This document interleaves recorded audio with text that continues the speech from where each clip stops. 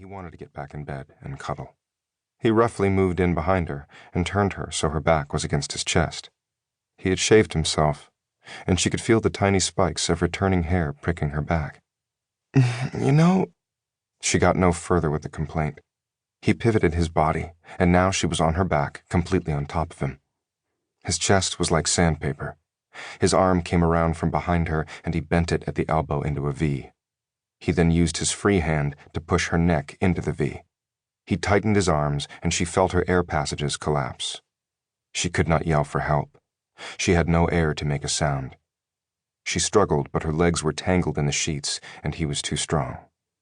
His hold on her neck was an iron vice. Darkness began shading the edges of her vision.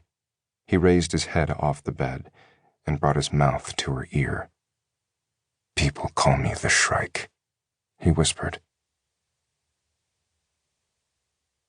Jack. Chapter 1. I had called the story The King of Con Artists. At least, that was my headline. I typed it up top, but was pretty sure it would get changed, because it would be overstepping my bounds as a reporter to turn in a story with a headline. The headlines and the decks below them were the purview of the editor, and I could already hear Myron Levin chiding. Does the editor rewrite your leads or call up the subjects of your pieces to ask additional questions? No, he doesn't. He stays in his lane, and that means you need to stay in yours. Since Myron was that editor, it would be hard to come back with any sort of defense. But I sent in the story with a suggested headline anyway because it was perfect. The story was about the dark netherworld of the debt collection business. 600 million a year of it siphoned off in scams. And the rule at Fair Warning was to bring every fraud down to a face, either the predators or the preys, the victims or the victimizers. And this time, it was the predator. Arthur Hathaway, the king of con artists, was the best of the best. At 62 years old, he had worked every con imaginable in a life of crime centered in Los Angeles, from selling fake gold bars to setting up phony disaster relief websites. Right now, he ran a racket convincing people they owed money that they didn't really owe and getting them to pay it.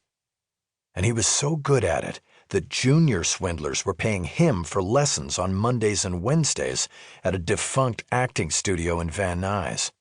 I had infiltrated as one of his students and learned all I could.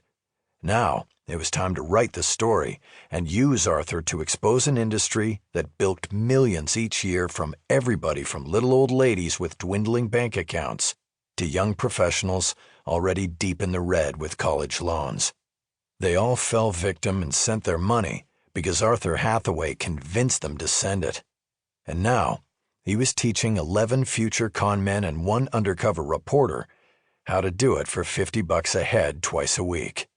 The swindler school itself might be his greatest con of all. The guy was truly a king with a psychopath's complete lack of guilt. I also had reporting in the story on the victims whose bank accounts he had cleaned out and whose lives he had ruined. Myron had already placed the story as a co-project with the Los Angeles Times, and that guaranteed it would be seen and the Los Angeles Police Department would have to take notice.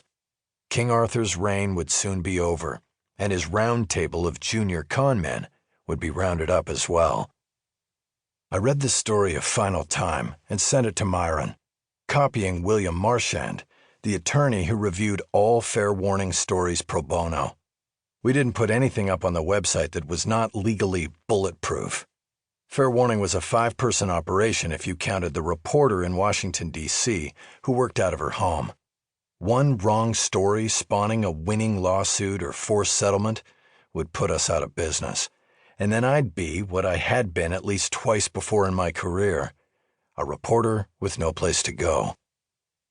I got up from my cubby to tell Myron the story was finally in, but he was in his own cubicle talking on the phone, and I could tell as I approached that he was on a fundraising call.